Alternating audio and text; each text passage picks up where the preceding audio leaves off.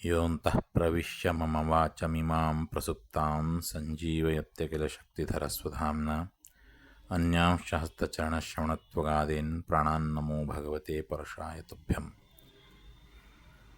ಹರಿ ಓಂ. ಹಯಗ್ರೀವ ಹಯಗ್ರೀವ ಹಯಗ್ರೀವ. ಸಮರ್ಥಾ ಅಪಿ ಯಾಚಂತೆ ದೇವಾ ಮುನ್ಯಾದಿಕಾನ್ ಕ್ವಚಿತ್ ಆಜ್ಞೆಯೈವ ಹರೇಸ್ತೇಷಾಂ ಯಶೋ ಅರ್ಥಮಪಿ ನಾನ್ಯಥಾ. ಅಂದರೆ ದೇವತೆಗಳು ಋಷಿಗಳಿಗಿಂತ ರಾಜರುಗಳಿಗಿಂತ ಹೆಚ್ಚು ಶಕ್ತರಾಗಿದ್ದರೂ ಹರಿಯ ಆಜ್ಞೆಯಿಂದ ಮತ್ತು ಋಷಿಗಳಿಗೆ ರಾಜರುಗಳಿಗೆ ಕೀರ್ತಿ ತಂದುಕೊಡುವ ಉದ್ದೇಶದಿಂದ ಕೆಲವೊಮ್ಮೆ ಋಷಿಗಳನ್ನು ರಾಜರನ್ನು ಬೇಡುತ್ತಾರೆ ಹೊರತು ಅವರು ದೇವತೆಗಳನ್ನು ಮೀರಿ ಹೆಚ್ಚು ಶಕ್ತರೆಂದು ಭಾವಿಸಬಾರದು ಎಂಬುದು ಇದರ ಅರ್ಥ.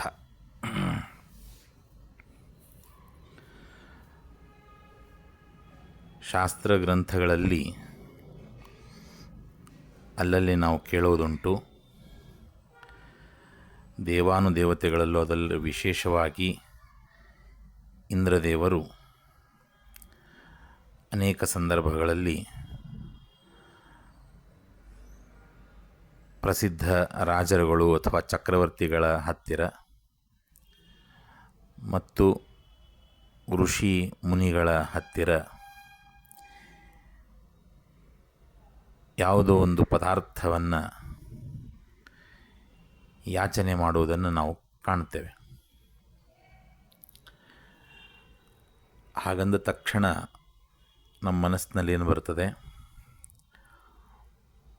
ಓಹೋ, ದೇವೇಂದ್ರನೇ ಈ ಋಷಿಮುನಿಗಳ ಹತ್ರ ರಾಜರುಗಳ ಹತ್ರ ಬೇಡಲಿಕ್ಕೆ ಬಂದಿದ್ದಾನೆ ಅಂದರೆ ದೇವೇಂದ್ರ ಎಷ್ಟು ಅಸಹಾಯಕ,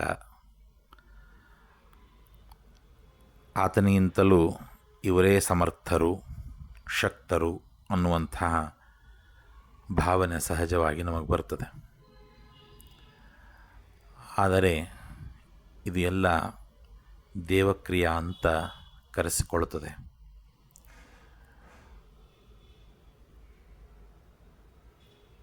ನಾವೆಲ್ಲ ತಿಳಿದಿರುವಂತೆ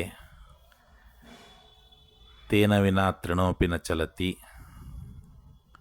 ಅಂದರೆ ಭಗವಂತನ ಹೊರತು ಭಗವಂತನೇ ಎಲ್ಲದಕ್ಕೂ ಸಮರ್ಥ, ಆತನಿಲ್ಲದೆ ಒಂದು ಹುಲ್ಲುಕಡ್ಡಿಯೂ ಕೂಡ ಅಲುಗಾಡದು ಅಂತ ಅನ್ನುವಂಥ ಮಾತನ್ನು ನಾವು ಕೇಳ್ತೇವೆ. ಅದು ಅಲ್ಲದೆ ಭಗವಂತನ ಇಚ್ಛೆಯಿಂದ ಇಚ್ಛಾ ಮಾತ್ರಂ ಪ್ರಭೋ ಸೃಷ್ಟಿ ಅನ್ನುವಂಥ ಮಾತನ್ನು ಕೇಳ್ತೇವೆ. ಹಾಗಾಗಿ ಭಗವಂತ ಏನು ಇಚ್ಛಿಸ್ತಾನೋ, ಭಗವಂತನ ಮನಸ್ಸಿಗೆ ಏನು ಬರ್ತದೋ, ಅವನ ಇಚ್ಛೆಗೆ ಏನು ಬರ್ತದೋ ಅದರಂತೆಯೇ ಎಲ್ಲರೂ ನಡ್ಕೊಳ್ಬೇಕು. ಇದು ನಿಯಮ. ಆ ನಿಯಮದಕ್ಕೆ ದೇವತೆಗಳು ಕೂಡ ಬದ್ಧರಾಗಿರ್ತಾರೆ. ಹಾಗಾಗಿ ಭಗವಂತನ ಇಚ್ಛೆಗೆ ಅನುಸರಿಸಿ ಅವರು ಕಾರ್ಯವನ್ನು ಮಾಡ್ತಾರೆ. ಹಾಗಾಗಿ ಭಗವಂತನಿಗೆ ಏನು ಇಚ್ಛೆ ಅಂತ ಹೇಳಿದ್ರೆ ಆ ಋಷಿಮುನಿಗಳಿಗೆ ಮತ್ತು ರಾಜರುಗಳು ಅಥವಾ ಚಕ್ರವರ್ತಿಗಳಿಗೆ ಕೀರ್ತಿಯನ್ನು ತಂದುಕೊಡಬೇಕು ಅನ್ನೋದು ಭಗವಂತನ ಇಚ್ಛೆ ಆಗಿರ್ತದೆ. ಆ ಕೀರ್ತಿ ಬರಬೇಕಾಗಿದ್ದರೆ ಉತ್ತಮ ದೇವತೆಗಳು ಯಾರ್ಯಾರು ಇರ್ತಾರೋ ಅವರೆಲ್ಲ ಹೋಗಿ ಅವ್ರ ಹತ್ರ ಯಾಚನೆಯನ್ನು ಮಾಡಿಕೊಂಡಾಗ ಅವರಿಗೆ ಕೀರ್ತಿ ಸಹಜವಾಗಿ ಬರೋದುಂಟು.